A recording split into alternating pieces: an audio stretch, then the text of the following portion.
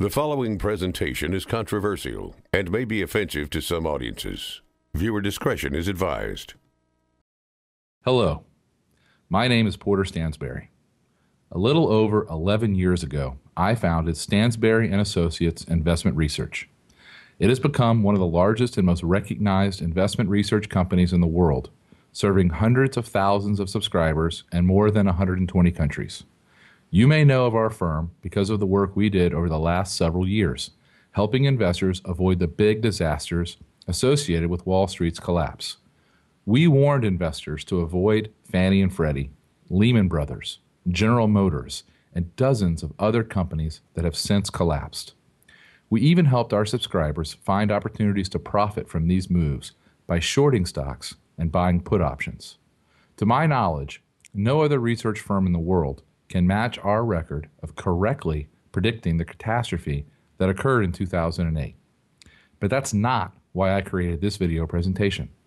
I reference our success and experience with Wall Street's latest crisis because I believe there is an even bigger crisis lurking, something that will shake the very foundation of America. And that is why I've spent a significant amount of time and money in the past few months preparing this video. In short, I want to talk about a specific event that will take place in America's very near future, which could actually bring our country and our way of life to a grinding halt. This looming crisis is related to the financial crisis of 2008, but it is infinitely more dangerous, as I'll explain in this presentation. As this problem comes to a head, I expect there to be riots in the streets, arrests on an unprecedented scale, and martial law enforced by the U.S. military. Believe me, I don't make this prediction lightly. I have no interest in trying to scare you. I'm simply following my research to its logical conclusion. I did the same when I tracked Fannie Mae and Freddie Mac's accounting, also with General Motors, Lehman Brothers, and the rest. And when I began giving this warning in 2006, no one took me very seriously, not at first. Back then, most mainstream commentators just ignored me. And when I presented my case and exposed the facts at economic conferences, they got angry. They couldn't refute my research, but they weren't ready to accept the enormity of its conclusions either. That's why, before I go any further, I have to warn you. What I'm going to say is controversial. It will offend many people, Democrats, Republicans, and Tea Partiers alike. In fact, I've already received dozens of pieces of hate mail. And the ideas and solutions I'm going to present might seem somewhat radical to you at first, perhaps even un-American. My guess is that as you watch this video, you'll say, there's no way this could really happen, not here. But just remember, no one believed me 4 years ago when I said the world's largest mortgage bankers, Fannie Mae and Freddie Mac, would soon go bankrupt. And no one believed me when I said GM would soon be bankrupt as well, or that the same would happen to General Growth Properties, the biggest owner of mall property in America. But again, that's exactly what happened. And that brings us to today. The same financial problems I've been tracking from bank to bank and from company to company for the last 5 years have now found their way into the U.S. Treasury. I'll explain how this came to be. What it means is critically important to you and every American. The next phase in this crisis will threaten our very way of life. The savings of millions will be wiped out. This disaster will change your business and your work. It will dramatically affect your savings accounts, investments, and retirement. It will change everything about your normal way of life. Where you vacation, where you send your kids or grandkids to school, how and where you shop, the way you protect your family and home. I'll explain how I know these events are about to happen. You can decide for yourself if I'm full of hot air. As for me, I am more certain about this looming crisis than I have been about anything else in my life. I know that debts don't just disappear. I know that bailouts have big consequences. And unlike most of the pundits on TV, I know a lot about finance and accounting. Of course, the most important part of this situation is not what is happening, but rather what you can do about it. In other words, will you be prepared when the biggest financial crisis in America in more than 50 years hits? Don't worry, I'm not organizing a rally or a demonstration, and I've turned down every request to run for political office. Instead, I want to show you exactly what I'm doing personally to protect and even grow my own money, and how you can prepare as well. You see, I can tell you with near 100% certainty that most Americans will not know what to do when commodity prices, things like milk, bread, and gasoline, soar. They won't know what to do when banks close and their credit cards stop working, or when they're not allowed to buy gold or foreign currencies, or when food stamps fail. The point is, our way of life in America is about to change, I promise. In this video, I'll show you exactly what is happening. Again, you can challenge every single one of my facts, and you'll find I'm right about each allegation I make. Then, I hope you'll take action for yourself. Will you act now to protect yourself and your family from the catastrophe that's brewing right now in Washington, D.C.? I hope so, and that's why I put together this video presentation. I'm going to walk you through exactly what I am doing personally and what you can do as well. I can't promise you'll emerge from this crisis completely unharmed, but I can just about guarantee you'll be a lot better off than people who don't follow these simple steps. But I'm getting ahead of myself just a bit. Let me back up and show you in the simplest terms possible what is going on, why I am so concerned, and what I believe will happen in the next 12 months. I believe that we as Americans are about to see a major collapse in our national monetary system and our normal way of life. Basically, for many years now, our government has been borrowing so much money, very often using short-term loans, that very soon we will no longer be able to afford even the interest on these loans. Again, I say this as an expert in accounting and financial research. You may not think things are that bad in the U.S. economy just yet, but consider this simple fact from the National Inflation Association. Even if all U.S. citizens were taxed 100% of their income, it would still not be enough to balance the federal budget. We'd still have to borrow money just to maintain the status quo. That's absolutely incredible, isn't it? Yet I've never seen this fact reported anywhere else. And right now today, the federal government has to borrow nearly 40 cents of every dollar it spends. How is that possibly sustainable? Normally, I study these kinds of numbers when I'm looking at a business to invest in or to recommend to our readers. But lately, I've spent most of my time looking into our national balance sheet, because as the banking system collapsed in 2008, all of the bad debts were absorbed by the world's governments, and it continues to this day. For example, when Fannie Maeand Freddie Mac collapsed in the summer of 2008, the U.S. government responded by simply guaranteeing all of their outstanding debt. More recently, our government has been printing hundreds of billions of dollars. For what purpose? To buy our own government bonds. How absurd do the government's actions have to be before the citizens of this country will sit up and take notice? Today, we have more government debt than any country in the history of the world. We have more debt than every country in the European Union combined. The problem is, even before the recent rounds of quantitative easing, as the feds like to call their borrowing, our government was deeply in debt. With each additional commitment, we sink further and further into debt, closing in upon the moment that we can simply no longer afford even the interest payments on our obligations. And here's the part that really matters. The costs of maintaining our debts are about to skyrocket. Right now, the Federal Reserve is manipulating interest rates down to almost zero. As a result, the interest rate at which our government can borrow money is at a record low level, less than 1.5%. Obviously, this won't last forever. But the question is, how much will we have to spend in interest to actually afford the money we have already borrowed? Right now, we're only paying about $200 billion a year in interest. That's about 18% of federal tax receipts. But if you assume a real market-based rate of interest, the federal government might have to spend 6% annually on interest for its debt. In that case, we would be spending $850 billion a year on interest, or 77% of tax receipts. And that's just the interest on the debt we owe right now today. I'm not talking about actually paying back any of the principal, and I'm not including any of the future debts we will surely incur. It should be obvious to you that we're facing a deadly serious crisis. This is exactly why Standard & Poor's lowered the U.S. debt rating on August 5th of last year. We already have to borrow about 40% of the money the government spends every year. Imagine if any business or family household was run that way. They'd be bankrupt in just a few years.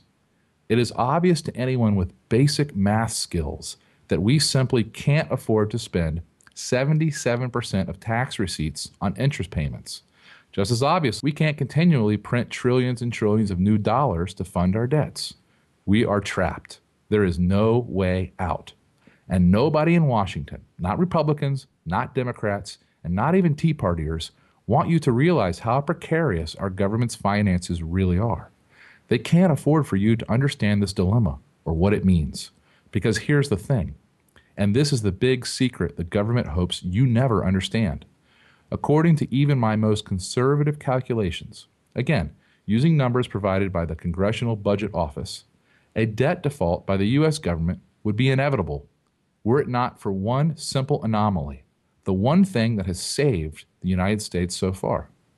I'm talking about our country's unique ability to simply print more money. You see, the U.S. government has one very important weapon to use in this crisis. We are the only debtor in the world who can legally print U.S. dollars. And the U.S. dollar is what's known as the world's reserve currency. The dollar forms the basis of the world's financial system. It is what banks around the world hold in reserve against their loans. Again, that's a secret that most politicians don't understand. As things stand now, the U.S. government can't go broke in any ordinary sense of the word because it can simply print dollars to pay for its bad debts.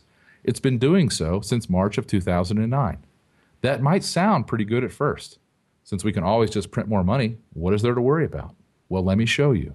You see, as things stand today, America is the only country in the world that doesn't have to pay for its imports or its debts in a foreign currency.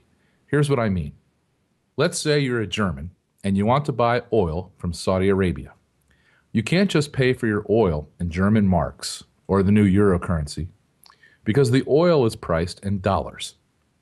So you have to buy dollars first, then buy your oil. And that means the value of the German currency is of great importance to the German government. To maintain the value of its currency, Germans must produce at least as much as they consume from around the world. Otherwise, the value of its currency will begin to fall, causing prices to rise and its standard of living to decline.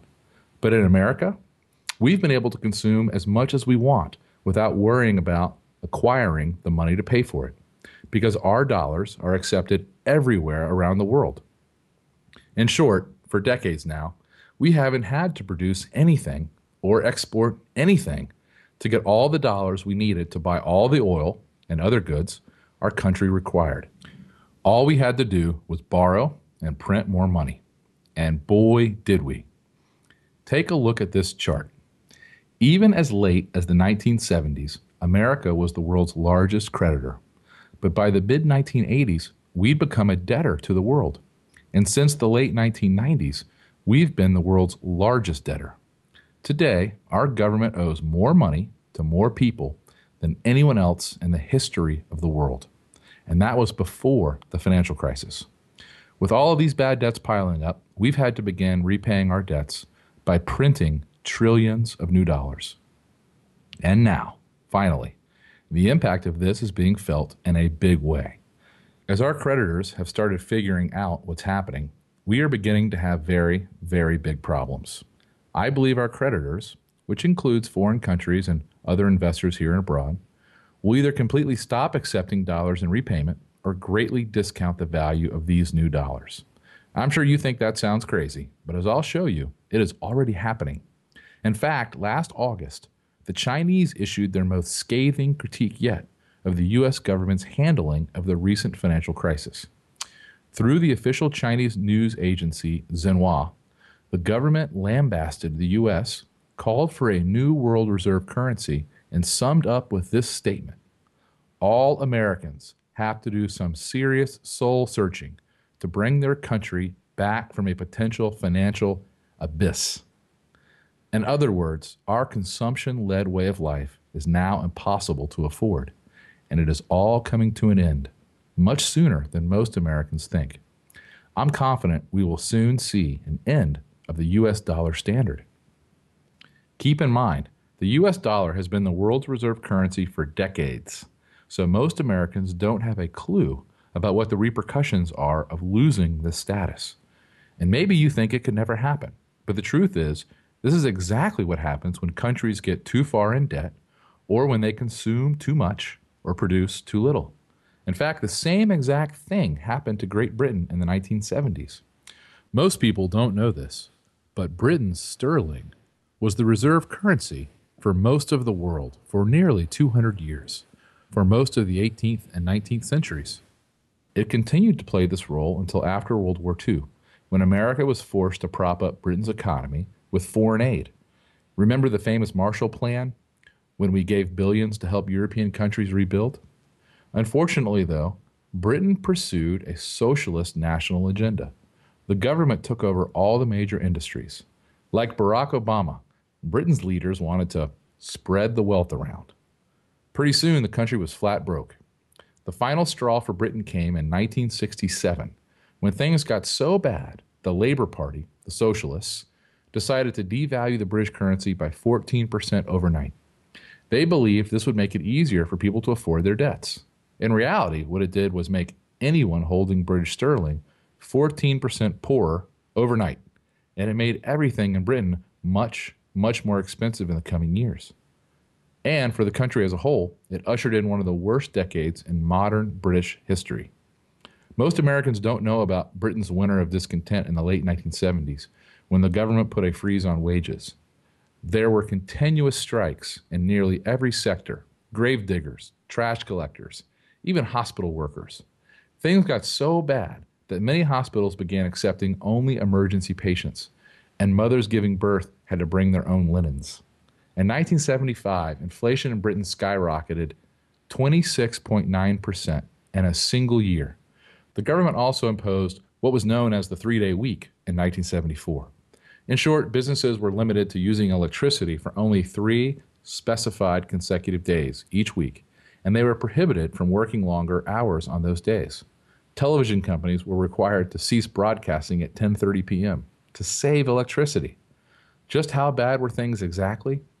Well, here's a photo of the garbage that piled up because they didn't have enough money to pay trash collectors a fair wage. Imagine, Britain was a global superpower for 150 years, but when they started intentionally devaluing their currency, things went straight downhill. It's now obviously clear that the same thing that happened to Britain's sterling when it was the world's reserve currency is now happening to the U.S. dollar. In fact, the exchange value of the U.S. dollar has fallen by nearly 10% since June 2010, and its rate of decline is accelerating. As the U.S. dollar continues to lose its position as the world's currency, gas, oil, and other commodities will continue to skyrocket. Almost everything we consume will get dramatically more expensive. All the clothing, furniture, and household goods we import from China, all the food we get from Central and South America, all the electronics, televisions, computers, and cars we get from Asia and Europe. And when you look back over the past few years, the numbers are startling. This chart shows how much a few key commodities have skyrocketed in price just since the beginning of 2009. The point here is simple. As we print money, the price of the world's most essential commodities have soared. This is not a coincidence. Around the world, as we print, prices soar. Citizens protest, governments get overthrown, and it's only going to get worse. Because here's the important fact you simply must understand about the United States right now. Our government cannot stop printing money because there is no possible way for us to actually afford our existing debts. No one wants you to know this. No one. That's why, despite the obvious inflation going on all around the world, the Fed continues to say there's no inflation at all. And that's the scary part to me. Just like in a third world country, the government is radically devaluing the dollar and simply lying to everyone about what is really happening. Whether you realize it or not, there is already a run on the dollar. Many of our creditors, like the Chinese, are getting out of the dollar as fast as they can via strategic commodities like copper, gold, and oil. That's partly why commodity prices are soaring. Unfortunately, skyrocketing commodity prices are just the beginning. There are other disastrous consequences to the US dollar losing status as the world's currency. For example, as demand for US dollars around the globe decreases, interest rates will skyrocket.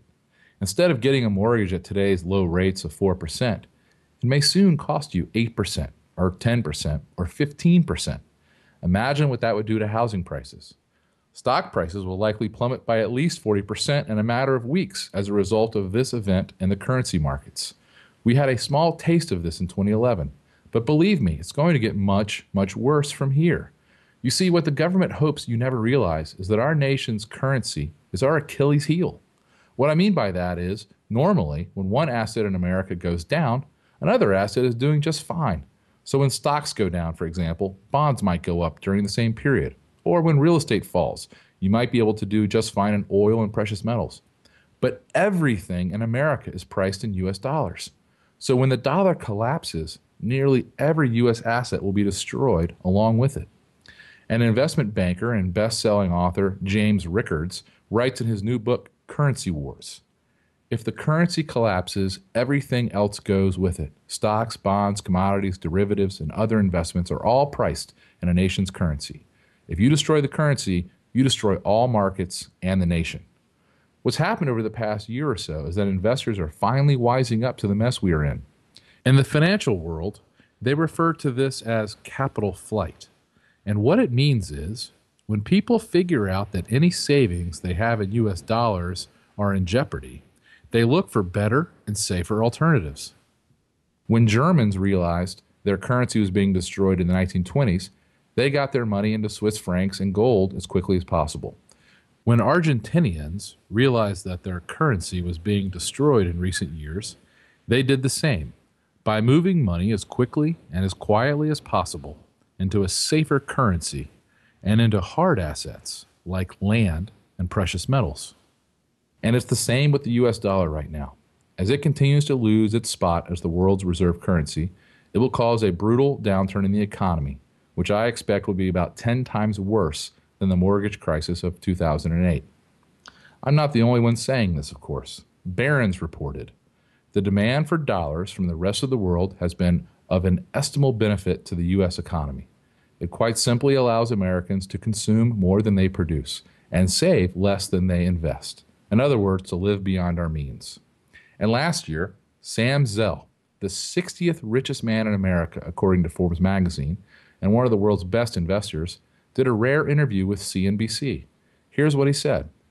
My single biggest financial concern is the loss of the dollar as the reserve currency. I can't imagine anything more disastrous to our country. I'm hoping against hope that ain't going to happen, but you're already seeing things in the markets that are suggesting that confidence in the dollar is waning. I think you could see a 25% reduction in the standard of living in this country if the US dollar was no longer the world's reserve currency. That's how valuable it is. You see, what will also happen as a result of this looming currency crisis and the end of the US dollar as the world's reserve currency is not only a collapse in asset prices, but also a massive inflation in America, the likes of which we have never seen before. When everyone is trying to get rid of their US dollars, and our federal government just continues printing more, this crisis will reach epic proportions. Remember, we as Americans are not immune to the basic laws of economics and finance. Over the past 100 years, many other governments have tried to do what our government is doing today. That is, printing money to pay for insurmountable debts. And in the past 100 years, this type of inflation and debt crisis has reared its ugly head in Germany, Russia, Austria, Argentina, Brazil, Chile, Poland, the Ukraine, Japan, and China, just to name a few. Greece is falling apart. Italy, Ireland, Portugal, and Spain are all in trouble. And now the same process is well underway in the United States. As George Mellon of the Wall Street Journal reported in late February of last year, indeed, it is unlikely that Americans themselves will escape the inflationary consequences of current Fed policy. The Fed is financing a vast and rising federal deficit, following a practice that has been a surefire prescription for domestic inflation from time immemorial. If you don't believe these problems are already happening in America, just listen to this. The big news last year was the credit rating downgrade of U.S. government debt by Standard & Poor's. S&P also downgraded the debt of U.S.-backed entities like Fannie Mae and Freddie Mac. Of course, these downgrades were long overdue. But when you take a closer look, you realize that everything on the federal and state level is a complete and absolute mess because our government has been living way beyond its means for so long. Did you know that, according to the Center on Budget and Policy Priorities, a Washington, D.C. based think tank, some 42 states and the District of Columbia are working to close $103 billion in shortfalls for the 2012 fiscal year. As the center recently reported, those gaps are all the more daunting because states' options for addressing them are fewer and more difficult than in recent years. That's why many states are taking simply outrageous steps to cut costs. For example, a town in Illinois is actually removing more than 2,000 streetlights with the hopes of saving $500,000 every year on their electricity bill. And Arizona has sold many of their government-owned buildings, including the state capitol. California is releasing more than 6,000 prisoners from jail. And nearly every state in the union is talking about legalizing some form of gambling. Of course, none of these ridiculous steps will work in the long run. In 2011, we had a near default when we hit the debt ceiling crisis last summer. We had debt downgrades, the continuing collapse of the U.S. dollar, several stock market collapses, and a lot of other things that didn't receive nearly as much attention as they should. For example, Meredith Whitney, one of the most respected analysts on Wall Street, went on the CBS News program 60 Minutes and predicted that you could see 50 sizable local government bond defaults, 50 to 100 sizable defaults more. This will amount to hundreds of billions of dollars worth of defaults. And if this happens, it will instantly become much more expensive, if not impossible, for state and local governments to borrow money, which means thousands of people could lose their jobs and hundreds of programs could be shut down overnight. Whitney added, "The most alarming thing about the state issue is the level of complacency. It has tentacles as wide as anything I've seen. I think next to housing, this is the single most important issue in the United States, and certainly the largest threat to the U.S. economy." New Jersey Governor Chris Christie confirmed this problem is going on all over the country. He told 60 Minutes, "It's not like you can avoid it forever, because it's here now. And we all know it's here, and the federal government doesn't have the money to paper it over anymore either for the states. The day of reckoning has arrived. That's it, and it's going to arrive everywhere. Timing will vary a little bit depending upon which state you're in, but it's coming. We spend too much on everything. We spend too much. We spent money we didn't have. We borrowed money just crazily. The credit cards maxed out, and it's over. It's over." That's why Christie and other governors around the country are now introducing bills to slash pension benefits to government employees. This would have been completely unthinkable just a few years ago, but now it's happening all over the country. There are huge state pension problems in nearly every state, including Wisconsin, Indiana, Illinois, Connecticut, Hawaii, Alaska, West Virginia, Massachusetts, Delaware. The list goes on and on. And although it's gone almost completely unreported in the mainstream press, 6 U.S. communities were actually forced to declare bankruptcy in 2010, and there were a slew of new municipal bankruptcies in 2011 as well. The latest was the November 2011 bankruptcy of Jefferson County, Alabama, the largest municipal bankruptcy in U.S. history. And the truly amazing thing is that the U.S. federal government is in even worse shape than the local governments. The only reason we haven't seen the full brunt of this crisis yet on the federal level is because we've just continued to pile on more and more debt. The states can't print money, but the federal government can, at least for now. And for the moment, this is all that is preventing a currency collapse of unprecedented proportions. And this is the important point. What most people don't realize is that the U.S. government can only continue printing dollars as long as the U.S. dollar remains the world's reserve currency. I can't stress this enough.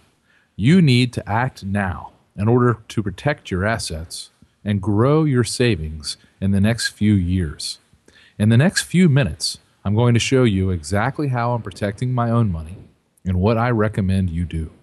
But first, let me show you what exactly is going on right now. Like I said, most Americans not only don't believe the US dollar could ever lose its spot as the world's reserve currency, they don't even really understand what that means. But I'm here to tell you, this is the biggest problem our country now faces, and it is clearly already underway. For example, although it went almost completely unreported in the US press, a group of the world's most powerful countries, including China, Japan, Russia, and France, got together for a secret meeting not too long ago without the United States being present or even knowing about the meeting. Veteran Middle East reporter Robert Fisk reported on this event in Britain's newspaper, The Independent. Here's what he wrote.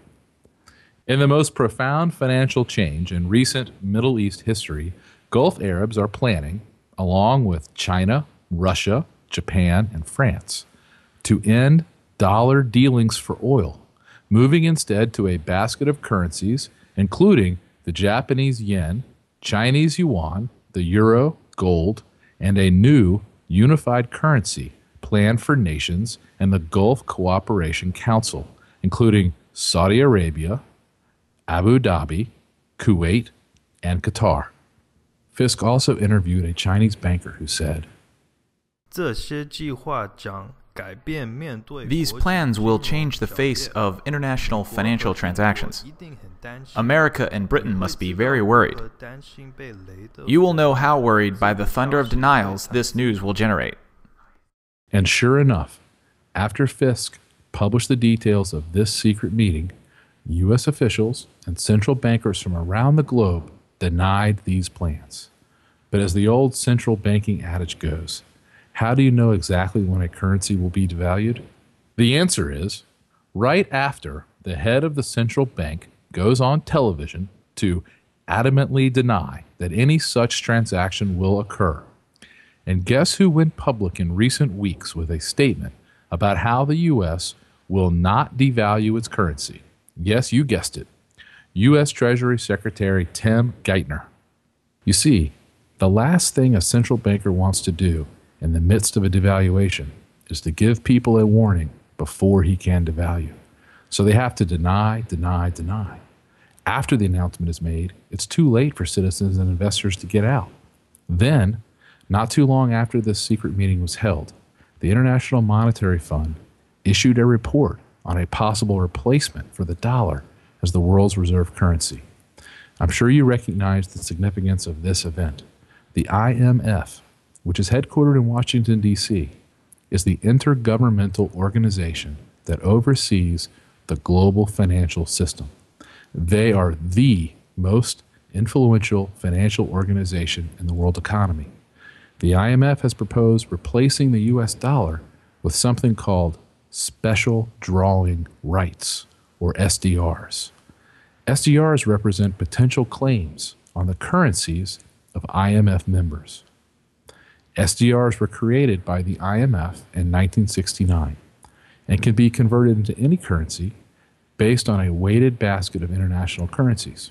When the IMF lends money, it typically does so via SDRs. The IMF also proposed creating SDR-denominated bonds, which could reduce central banks' dependence on U.S. Treasury bonds. The fund also suggested that certain assets, such as oil and gold, which are traded in U.S. dollars, could be priced using SDRs. This is a huge and important step to replace the U.S. dollar as the world's reserve currency. After that, on August 6th of last year, the Chinese issued a report through their state news agency, Xinhua, stating, international supervision over the issue of U.S. dollars should be introduced, and a new stable and secured global reserve currency may also be an option to avert a catastrophe caused by any single country. It's just another sign of this inevitable event, the end of the U.S. dollar as the world's reserve currency. Any government or investor with any sense is looking to get out of the U.S. dollar as quickly and safely as possible. For example, Russia and China announced an unprecedented agreement in late 2010. China Daily reports, the two countries were accustomed to using other currencies, especially the dollar, for bilateral trade. Since the financial crisis, however, high-ranking officials on both sides began to explore other possibilities. You see, it used to be that China had to obtain dollars to buy gas supplies from Russia, but not anymore. Russia no longer needs U.S. dollars to buy stuff from China. And this brings us to one of the biggest and most important facts regarding the U.S. dollar. As the dollar loses its place as the world's reserve currency, foreign countries will no longer need to maintain large holdings of dollars. This means we will no longer be able to print as much money as we want, because there will be fewer and fewer people willing to loan us large amounts of money. This move between China and Russia would have been unthinkable 10 years ago, but today it's the new reality. As I'm sure you are aware, for years the US dollar has been accepted almost universally around the globe.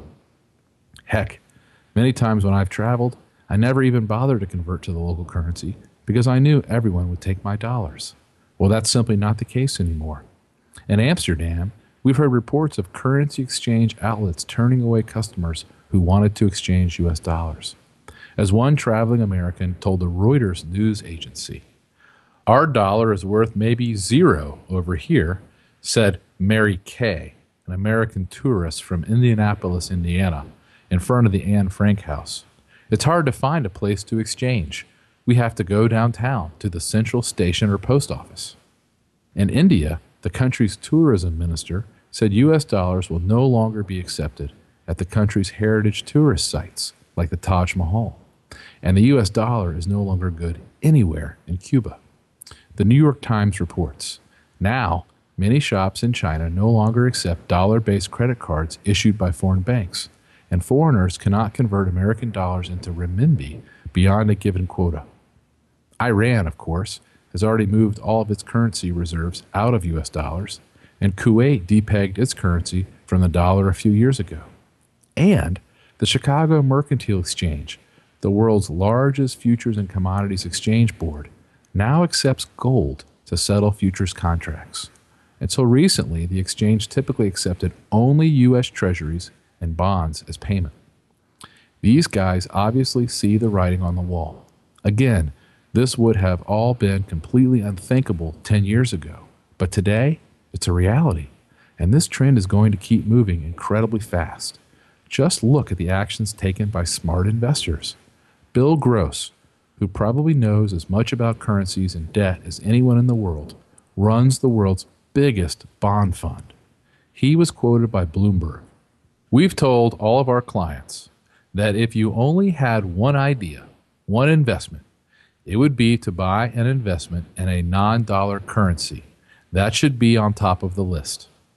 Jim Rogers, one of the world's most successful multimillionaire investors, writes, "The dollar is not just in decline, it's a mess. If something isn't done soon, I believe the dollar could lose its status as the world's reserve currency and medium of exchange, something that would lead to a huge decline in the standard of living for U.S. citizens like nothing we've seen in nearly a century." I know, you probably still don't believe we can have a complete currency collapse here in the United States, but think about it. Are we as Americans really immune to the laws of economics and finance? I don't think so. And in every instance throughout history where a government has tried to inflate its debts away, it has ended in disaster. Believe me, it will soon happen here too. As Jim Rogers says, "History teaches us that such imprudent monetary and fiscal behavior has always led to economic disaster. This is why World Bank President Robert Zoellick, in a speech at the School for Advanced International Studies at Johns Hopkins University, recently said the United States would be mistaken to take for granted the dollar's place as the world's predominant reserve currency. Looking forward, there will increasingly be other options to the dollar. This is why the International Monetary Fund, as I mentioned earlier, is calling for a new global currency. This is why big U.S. companies like McDonald's and Caterpillar have begun introducing what are called dim sum bonds. These are securities denominated in the Chinese currency, the renminbi, by non-Chinese borrowers. In other words, two of the biggest and most successful corporations in America realize they would have an easier time raising money by offering their bonds in a currency other than the U.S. dollar. Do you see where this is all heading? It's no mystery why gold and silver prices are soaring. Again, remember, this is all a result of capital flight. When people no longer trust a particular currency, they look for better and safer alternatives. Over the past decade, gold and silver have been much safer and far more profitable than holding U.S. dollars in the bank. The point is, it's not a matter of if the U.S. dollar will lose its status as the world's reserve currency. It's a process that is already underway. And if you ignore these basic facts, over the next few years, it will simply destroy you financially. Investors, foreign governments, and large corporations know there are serious problems with the U.S. dollar. So they are fleeing to precious metals, which have historically been very reliable when a country has major currency problems.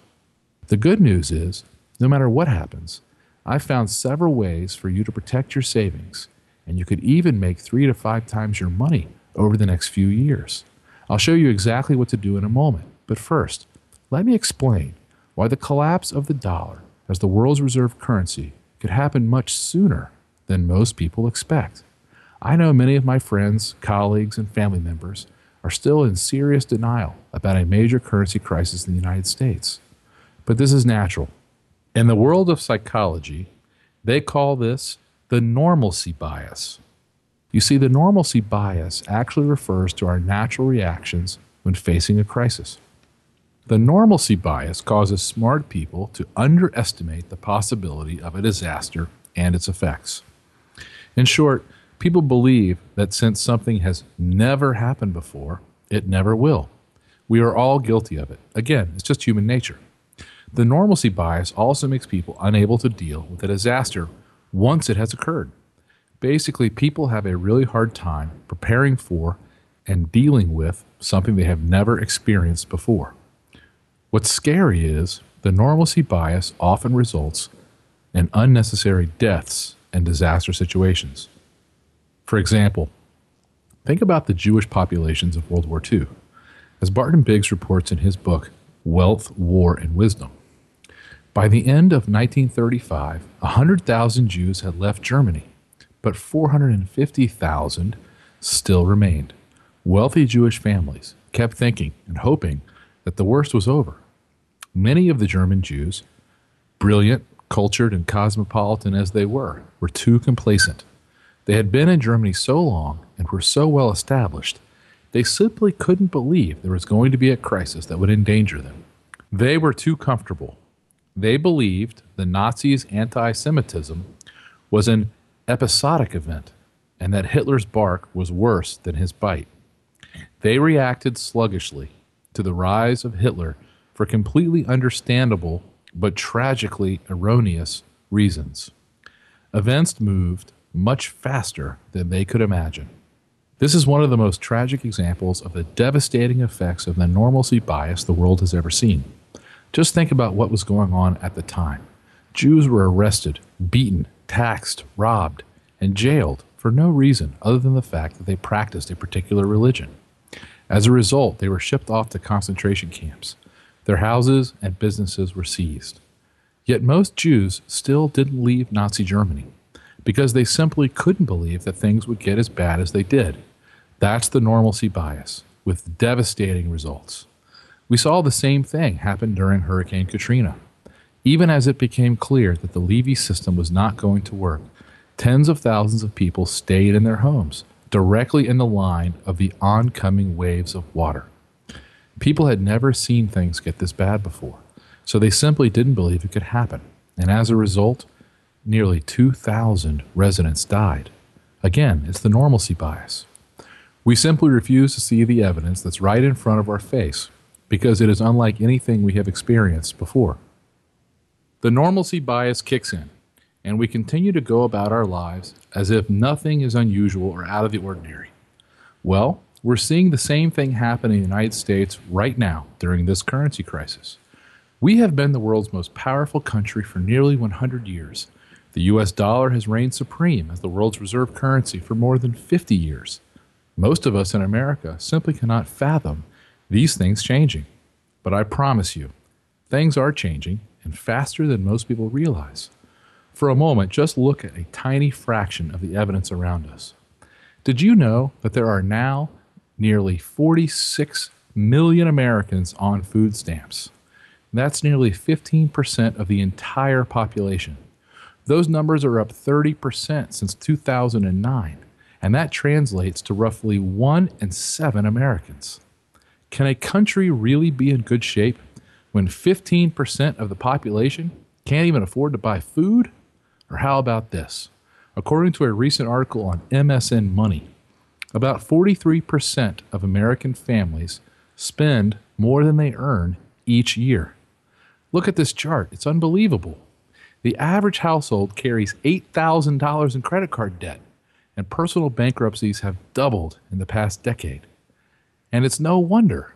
The U.S. Census Bureau says the median household income in America is actually 7% lower today than it was in 1999. So how in the world can we possibly spend our way out of the current crisis? We certainly can't do it with savings or increased earnings.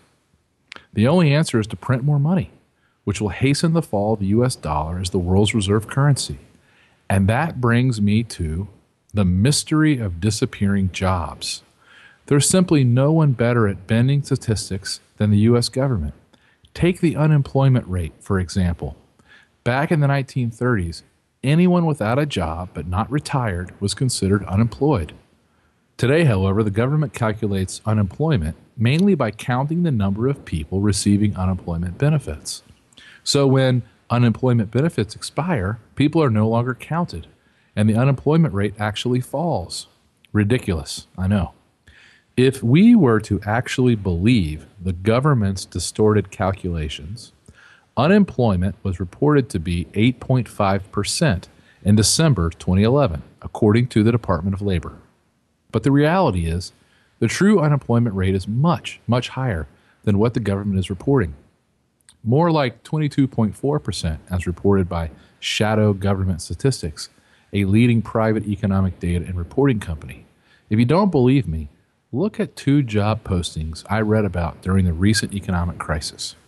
In Long Island City, an estimated 2,000 people waited in line at the local employment office, some for as long as 4 days, to apply for 100 elevator mechanic apprenticeship positions.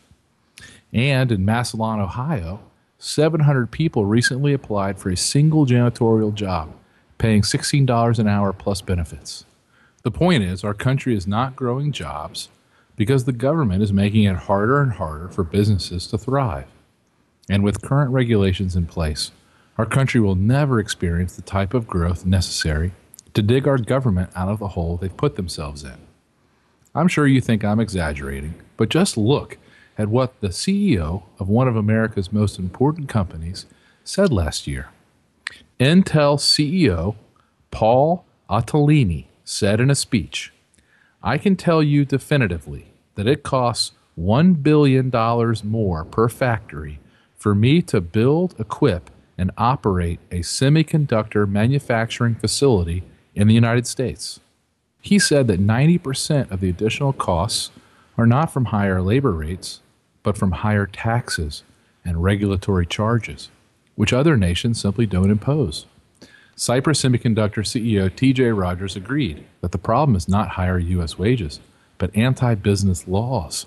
He was quoted in an interview with CNET News saying, "The killer factor in California for a manufacturer to create, say, 1,000 blue-collar jobs is a hostile government that doesn't want you there and demonstrates it in thousands of ways."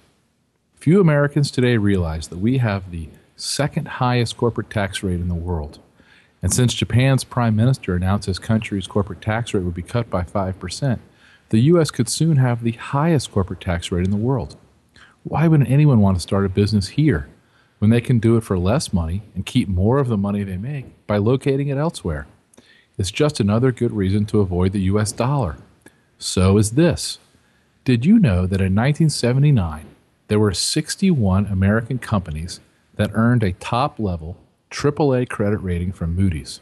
Today, there are only 4: Automatic Data Processing, ExxonMobil, Johnson & Johnson, and Microsoft.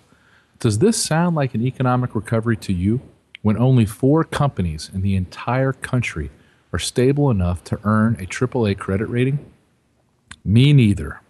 And think about this. Can you really have any AAA rated companies in a country where the government is not AAA rated? I don't have an answer for that. And so far, these companies have not been downgraded along with the U.S. government. But remember, most of their assets are in U.S. dollars, so it could soon mean big problems for these companies as well, even though they've been as conservative and responsible as possible with their finances. That's the thing you need to remember.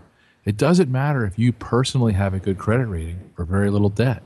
When the U.S. dollar goes down as the world's reserve currency, it's going to have disastrous effects on every American and for nearly every asset in America. You simply must take some simple steps to protect yourself as much as possible. The economic craziness just continues to amaze me. And here's something else that should give most Americans pause, but is rarely mentioned in the mainstream press. One of the most worrisome problems in the stock market right now is that we are basically repeating the exact same situation that occurred from 1937 to 1942. Most Americans think we've had this amazing stock market recovery since the financial crisis of 2008. And we have, to a certain extent. But we are by no means out of the woods. In fact, during America's last real economic collapse in the 1930s and 1940s, we saw a similar drop in recovery before the markets crashed all over again. In fact, the situation is eerily similar. Look at this chart. It's one of the scariest I've seen in a long time. It shows an overlay of what happened in the stock market in 1937 compared to 2008. In both 1937 and 2008, we saw big crashes of about this exact same magnitude, then a big recovery, again, of about the same magnitude. But what will happen next? Well, if history is any guide, we could very well have another big leg down in the stock market. That's exactly what happened 70 years ago. And with all the problems left unresolved in our economy today, it could certainly happen again, especially if the U.S. dollar loses its reserve status. The main point to remember, of course, is this currency crisis is only going to get worse. Almost every state in the country is on the verge of bankruptcy. The federal government has borrowed an impossible amount of money, which we will never be able to pay back. Our economy is in an absolute mess. Taxes are sky high already, and Obama is promising to make them much higher over the next few years. Plus, nearly all of the world's major financial players are preparing for an alternative to the U.S. dollar as the world's reserve currency. To me, it is so obvious that we are about to experience a serious currency crisis. I can't believe people can deny this reality with a straight face. And if you still have your doubts, just take another look at the price of gold and silver compared to the U.S. dollar over the past decade. Think about this. The only reason people buy precious metals like gold and silver is because they realize there are major problems with saving money in ordinary currencies. And since 2000, gold is up more than 500%, while silver is up more than 600%. I mean, how high do precious metal prices have to go before the average American realizes how serious this problem is? To me, it's clear that investors would rather hold gold and silver than U.S. dollars. Anyone with any sense or basic understanding of economics can tell the U.S. dollar is doomed. And as it continues to collapse, it's going to have major repercussions, which the average American has not yet even considered. So what can you do? Well, I've done a lot of research on this and have found a surprising number of simple things you can do to not only protect what you've currently got, but also to potentially make quite a bit of money as this currency crisis escalates. Here's what I recommend. In order to protect and possibly even grow your wealth in the next few years, there's a series of pretty simple financial moves I believe you should begin making immediately. And here's something you should keep in mind. Right now, all of these moves are easy and fairly straightforward to implement. But if you wait to do these things, I believe they will almost certainly get very expensive, difficult, and even impossible to do. If you do these things now, not only will you be better prepared to weather the coming storm, I believe you could also make quite a bit of money over the next few years. And if I'm wrong, well, that's the best part. I think you'll still make very good gains. The point is, even if all we get out of this crisis is mild inflation, you will still be set up to do very, very well. So here are the specific steps you should take. Step number 1, get some of your money beyond the reach of the U.S. government. It's perfectly legal, and it's a lot easier than you think. I know you probably don't believe me when I tell you that the U.S. government is going to implement policies to save itself, which are unimaginable right now. But remember, desperate governments will do very desperate things. That's why they outlawed the ownership of gold 80 years ago. That's why they are already talking about nationalizing automatic 401ks and retirement plans. And it's why it might soon be against the law to open a foreign bank account or to move your money overseas without paying outrageous taxes. The good news is, I recently met with a man who is considered one of the top asset protection attorneys in America. In short, I learned that there are 4 simple investments you can make right now, which you do not have to report to the U.S. government. Don't get me wrong. When and if you ever sell these things years down the road, you are still required to pay taxes on your gains. But the great thing is, while you are holding these investments, so long as you play by the rules, neither you nor anyone else is required to report them to the government. And this benefit should be obvious. The less the government knows about where you have your money, the better. They will simply have a very hard time taking what they don't know you have. I am personally putting a fairly significant portion of my portfolio into one of these assets, and I plan to hold it for a long time. No matter what happens, I know I'll have a significant amount of money that is beyond the government's grasp.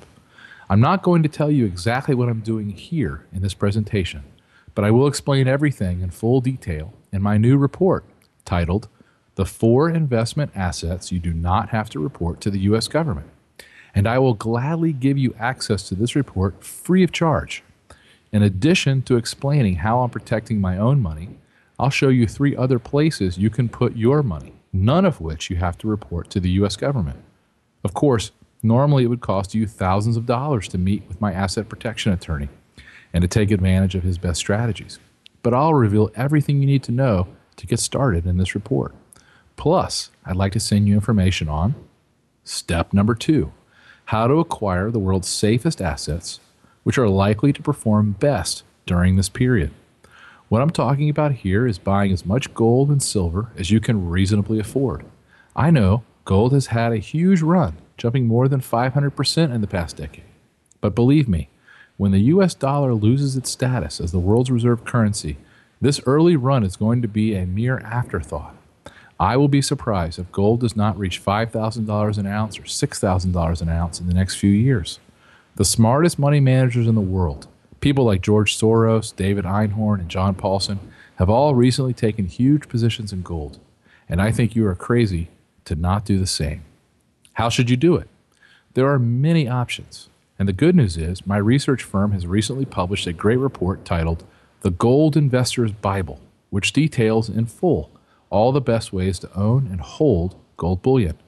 In this report, we reveal dozens of secrets about the gold industry, specifically the best ways to buy, sell, and store your gold. It explains why some gold coins are better than others, how to buy gold with 0 dealer markup, how to easily and safely store some of your gold overseas very cheaply, where to hide it, and so much more. Not regularly available for sale, this book is valued at $24. I'd like to give you instant access to a copy, totally free of charge. And what about silver? Well, I believe silver will serve a unique role during this currency crisis. Let me explain. For most of recorded history, the price of gold has been around 16 times the price of silver.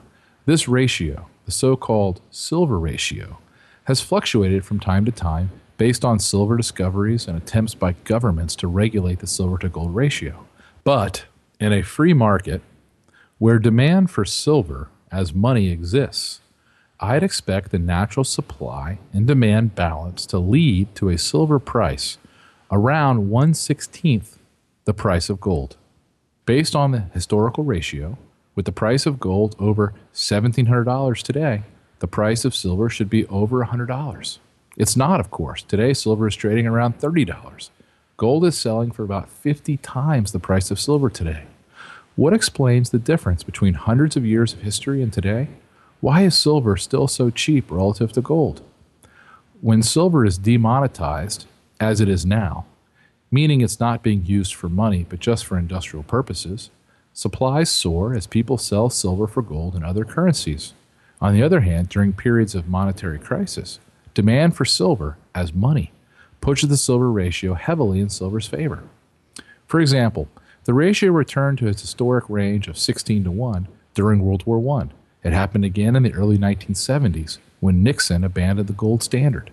It also happened most famously in 1979 and 1980, when it seemed as if America was really entering a serious money crisis. Most people don't know this, but silver is actually the best performing asset of this century, not gold. While gold is up more than 500% since the beginning of 2000, silver is up more than 600% during the same time. In short, silver is the best hedge against a money crisis. As the dollar fails, silver will once again be in demand as money. And as this demand materializes, the free market price of silver will likely return to around 1/16 the price of gold. When gold hits $2,000 an ounce, and assuming the price of gold is 16 times the price of silver, silver should be worth around $125. My multimillionaire friend and currency expert Chris Weber believes silver will likely hit $187 an ounce. If that happens, you could make gains of 500% if you invest at today's prices. So what are the best ways to buy silver? Well, my firm has done a ton of research on this precious metal. We have found great ways to hold the metal personally, to have it stored in a secure location in the United States or overseas, and more.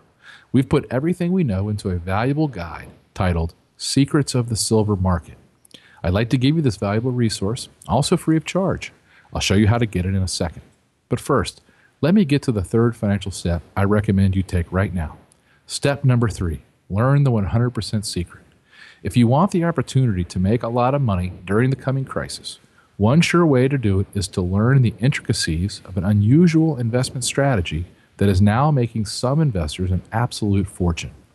At my research firm, we have been teaching readers this method for several years. And get this, you don't have to buy a single stock to begin using the strategy, and it has nothing to do with shorting. In a nutshell, this is an approach that can enable you to safely extract gains of exactly 100% from the market without ever owning or touching a stock. Keep in mind, the strategy can play out in two very different ways. Though you'll always be able to keep the initial cash you extract from the market, there is a chance you will be required to purchase the underlying stock at a price less favorable than its current market value. So please understand, there is risk involved in this strategy, and it probably won't be right for everyone. But this can be such a sound market strategy, especially in times of financial uncertainty, that once you learn how it works, you might decide to never invest the old-fashioned way again. That's why I call this the 100% secret. For example, look at how it has worked for a few of the folks I taught this secret to in recent years. Peter K. of Boise, Idaho, began using this strategy.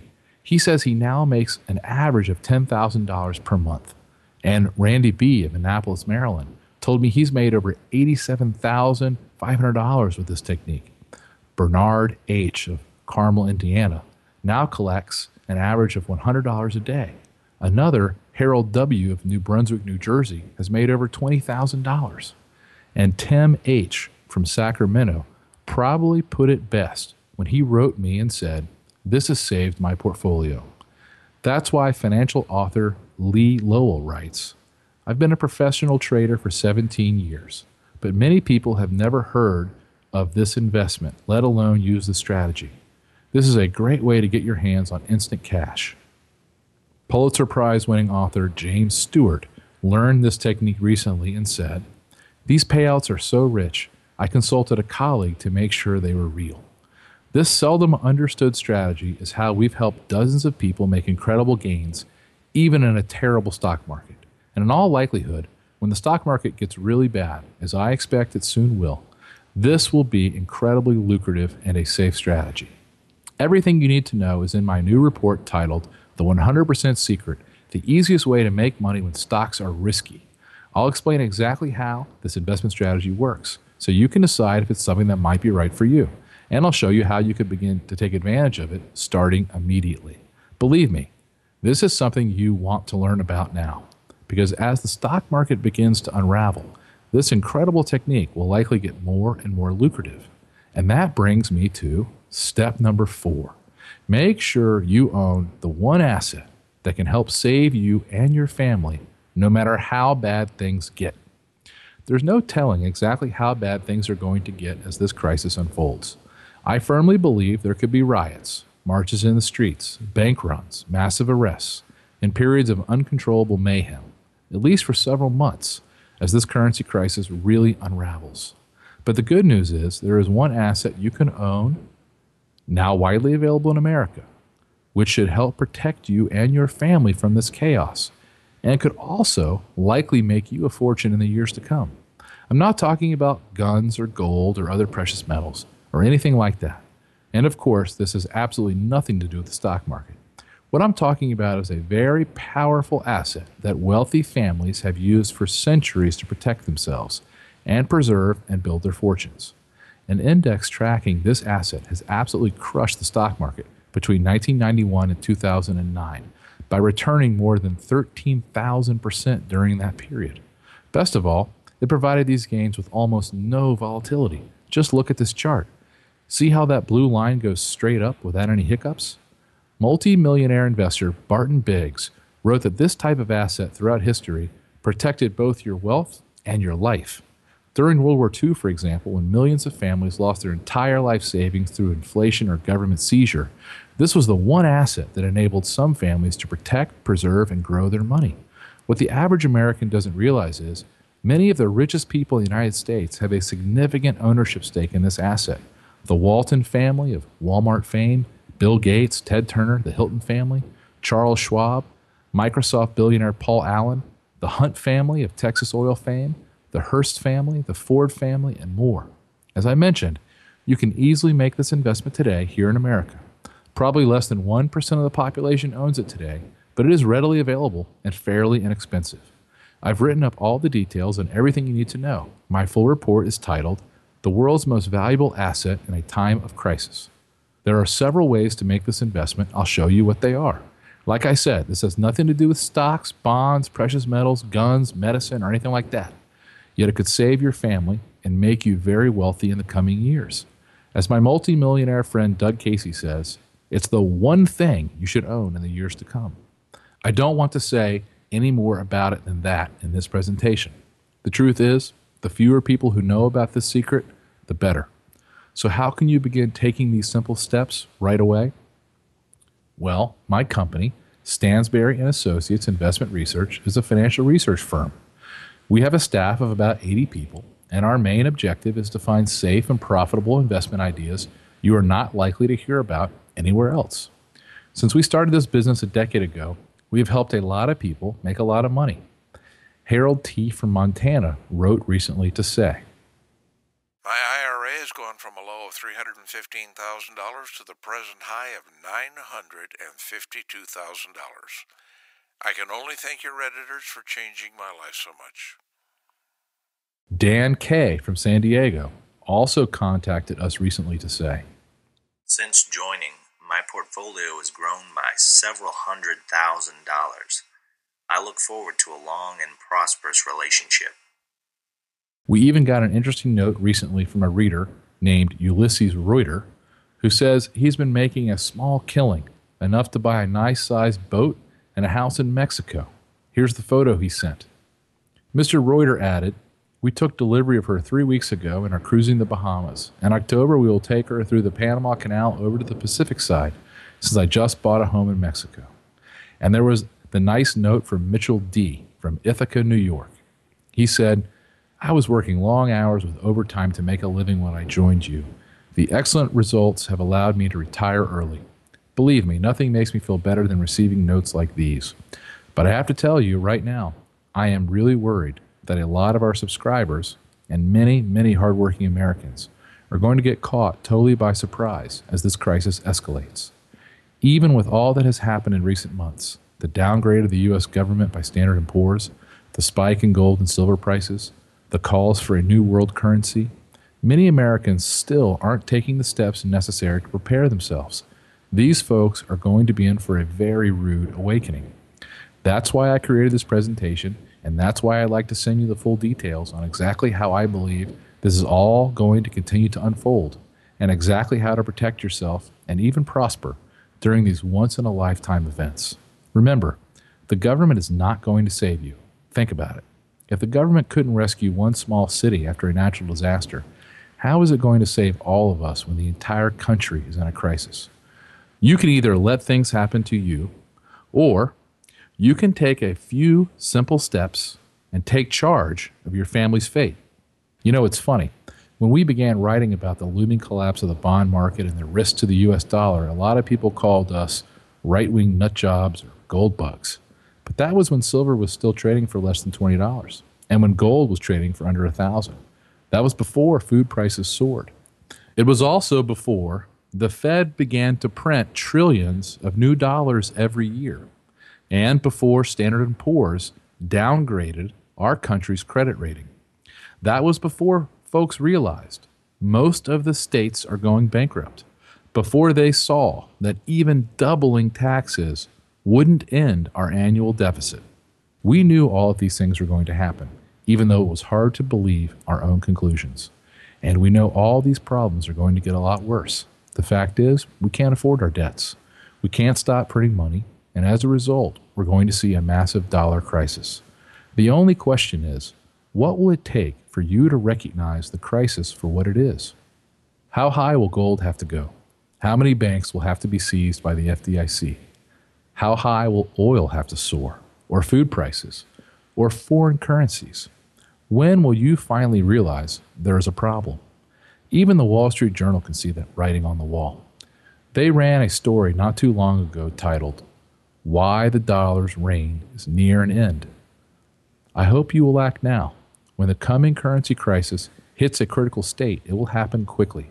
If our government suddenly finds itself unable to sell bonds at a reasonable price, the U.S. dollar will collapse and become near worthless overnight. Most people will do nothing. They will continue to assume tomorrow is likely to be pretty much the same as today. Mark my words, these people are going to get wiped out. Please, don't let that happen to you and your family. You can give my research a look and receive everything I've mentioned here at absolutely no risk or obligation.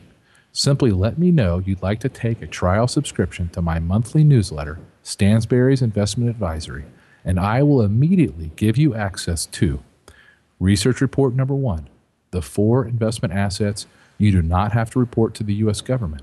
Research Report Number 2, the Gold Investor's Bible. Research Report Number 3, Secrets of the Silver Market. Research Report Number 4, the 100% secret, the easiest way to make money when stocks are risky. Research Report Number 5, the world's most valuable asset in a time of crisis. Also, on the second Friday of each month, I'll send you my monthly newsletter, Stansberry's Investment Advisory. I'll keep you up to date on exactly what's going on regarding this financial crisis, and I'll show you some unusual and incredible ways to make money now and as the currency collapse continues to unfold. We have found some great ways to make a fortune as the government continues to try to bail out one failing industry after another. I'll also keep you up to date on what I'm doing to protect myself. I'll make sure you stay abreast of changes to the laws and government interventions. And every day the markets are open, I'll send you my paid subscribers only email called the Stansberry and Associates Digest. In short, I report on all the work my firm is doing, the most interesting investment ideas, what we're researching now, and what we expect to happen in the months to come. So how much does my work cost, and how can you get started? Well, a 1-year subscription, including everything I mentioned here, normally costs $99 per year. That's what many others have paid. But right now, you can try my research for half off the normal rate, you'll pay just $49.50 for an entire year. Why so cheap? Well, to be honest, our business really only works if our subscribers stick with us for the long term. But we realize you've got to try our work first to see if it's right for you. And that's why, through this presentation, we're making it so cheap and risk-free to try.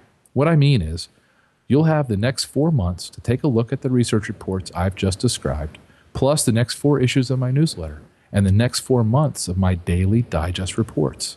If you decide, for any reason, within the first 4 months, that my work is not right for you, just let us know, and you can receive a full refund and keep everything you've received so far. In other words, by taking me up on this offer, you are agreeing only to try my work to see if you like it. I hope you'll consider this offer seriously. I know in my heart it will be one of the best financial moves you will ever make. And I want you to remember one more important point. All the steps I am recommending are simple, cheap, and easy, at least for now. But as you certainly know from your own experience, storm insurance and provisions get much more expensive and even impossible to buy as a storm approaches. Think about what happened on the East Coast last summer. As Hurricane Irene was about to make landfall, you couldn't buy water, batteries, or a generator within 150 miles of the coast. Well, it's the same with safeguarding your money today.